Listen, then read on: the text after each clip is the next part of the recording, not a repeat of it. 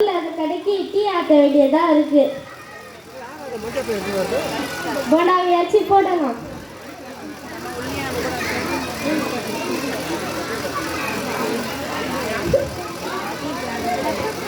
என்னடா இது, காலையில காஃபி சாப்பிட்ற பழக்கத்தையே எல்லாம் மறந்துட்டாங்களா? கடையில ஒருத்தரும் வரல. இப்படியே போயிட்டு இருந்தா நம்ம எல்லாத்தையும் எடுத்து வச்சுட்டு வீட்லயே தான் உட்காரணும் போலையே.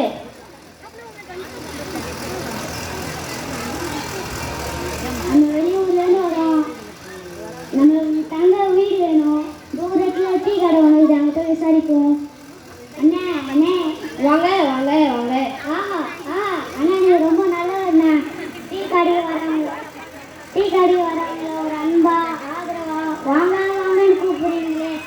நீங்கள் பெரிய பிஸ்னஸ் மேன் கேட்டீங்க. உங்கள் அன்புக்கு நான் அடிமண்ணே. அன்பாவது ஆட்டுக்குட்டியாவது என் கடைக்கு டீ பழக்கார வாங்கி சாப்பிட்டு வர்றவங்கள வாங்க வாங்க கூப்பிடாம பின்ன போங்க போங்க நான் சொல்ல முடியும்? ஓ அந்த வாங்குவாங்க.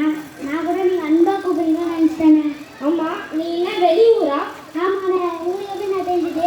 இந்த புத்தி கொஞ்சம் ரொம்ப ஷார்ப்பாக இருந்தேன். அது கூர்மையாக இருக்கிறதுனால தான் எல்லாம் வந்து அதுலேயே குத்திக்கிறீங்க.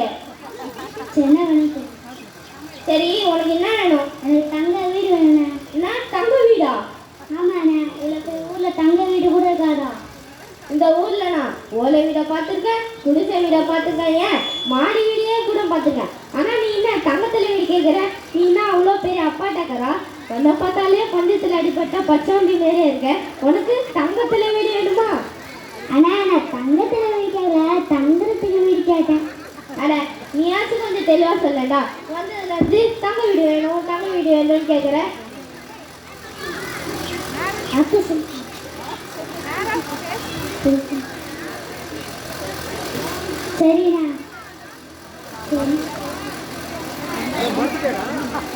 அண்ணா தெளிவாக சொல்லுண்ணா. வாடகை வீடு வேணுண்ணா. வாடகைக்கா? சரி, நீ எத்தனாவது படிச்சிருக்க? படித்தாதான் வாடகை வீடு கிடைக்குமா? ஆமாம், கணக்கு பார்த்து தான் நான் வாடகை தர முடியும். நான் கணக்கில் புள்ளிண்ணா. சரி, அப்போ நான் கேட்குற கேள்விக்கு பதில் சொல்றியா? சொல்கிறேண்ணா, கேளுண்ணா.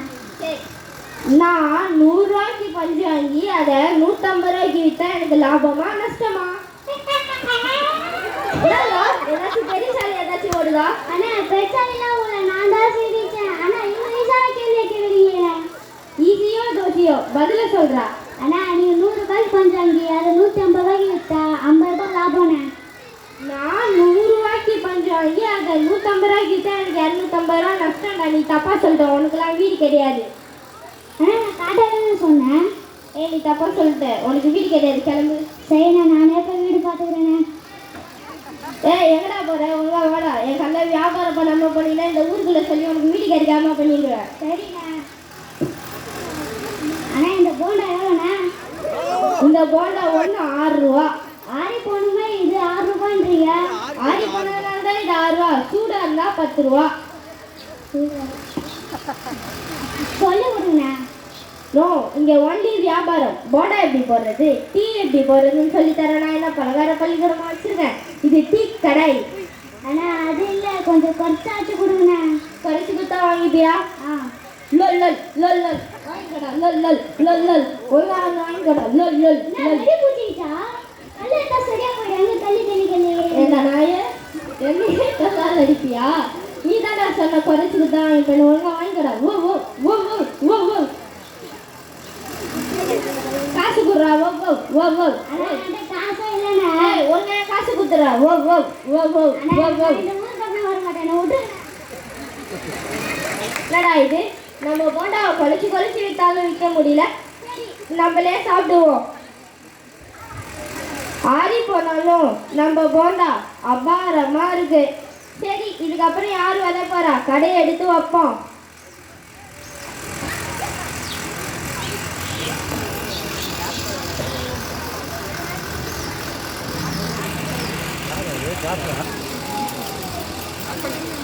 டாக்டர் டாக்டர், உங்களுக்கு என்ன பிரச்சனை? டாக்டர், வெளியில டாக்டர் வைத்தியசாமின்னு போர்டு போட்டுருக்கு. அதுதான் பைத்தியக்கார டாக்டரா எல்லாம் வேற ஏதாச்சும் டாக்டரான்னு பார்க்கலான்னு. ஐயா, நான் பைத்தியம் இல்லை. அப்ப டாக்டர் பைத்தியம். நான் பைத்தியம் இல்லை. நான் நல்ல டாக்டர் தான். சரி, உனக்கு என்ன பிரச்சனை? இல்லை, வெளியில் டாக்டர் வைத்தியசாமி போர்டு போட்டுருச்சு, அதுதான் வந்திருக்கேன். உடம்புக்கு என்ன பிரச்சனை? டாக்டர், என் வயிற்றுல வான வேடிக்கைலாம் பறக்குது டாக்டர். காதில் சங்கு சக்கரை சொயின்னு சுற்றுது டாக்டர். என் ஒரு பக்கம் கை வயிற்றுக்கு வாசிக்குது வயிறு வாசிக்குது டாக்டர். ஏதாச்சும் பண்ணுங்க டாக்டர்.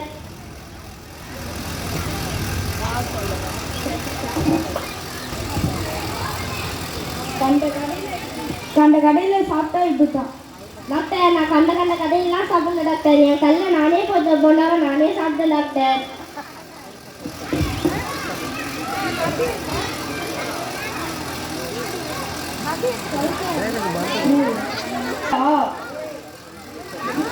நான் தரேன் 200 ரூபாய். உன் கடையில் இருக்க போண்டை எல்லாரும் நான் தரேன் 200 ரூபாய். உன் கடையில் இருக்க போண்டை எல்லாருக்கும் கொடுத்துட்டு என்கிட்ட அனுப்பிச்சுடு. நானும் கொஞ்சம் பொழிச்சுக்கிறேன். அப்போ ஏன் நிலைமை? உனக்கு ஃப்ரீயாக வைத்தியம் பார்க்குறேன்.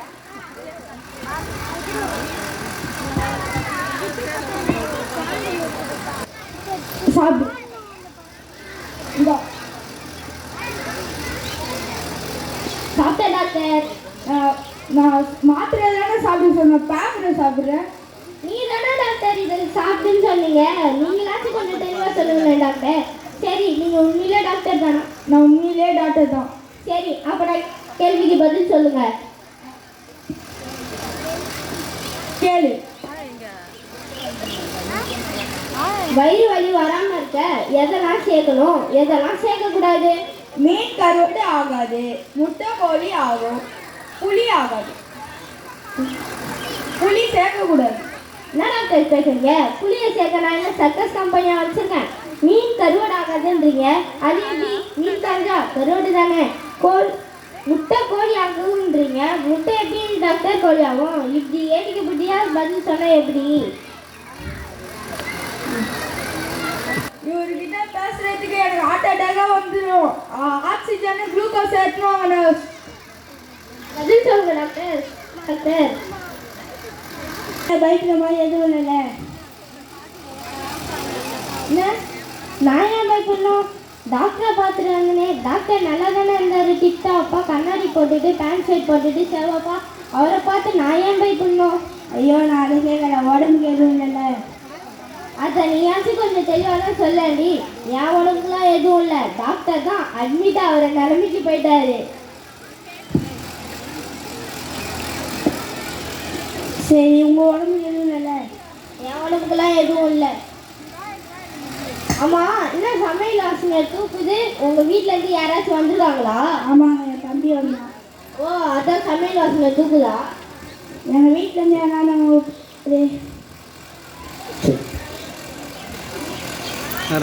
சரி, நான் அப்பெல்லாம் போய் சொல்கிறேன். வெண்பொதிகை சந்தானமே. பாயசம் 1 தரம், பாயசம் 2 தரம், பாயசம் 3 தரம். இறக்கி வச்சுட்டா? என்னங்க, நம்ம வீட்டில் பாயசம் எடுத்து ஊஃபுல்லாக போட்டீங்களா? நீ தானே பாயசம் வச்சோடனே ஏங்க போட்டு இறக்கி வைக்க சொன்னேன். ஏங்க போட்டேன்? இறக்கி வச்சுட்டா? ஐயோ ஆண்டா. மாப்பிள்ள, உங்க அக்காவுக்கு தான் கொஞ்சோண்டு கலங்கிடுச்சு. அதனால தான் என் ஃப்ரெண்ட்ஸ் எல்லாம் தெளிவுராஜுன்னு சொல்கிறாங்களா? ஆமா மாப்பிள்ள.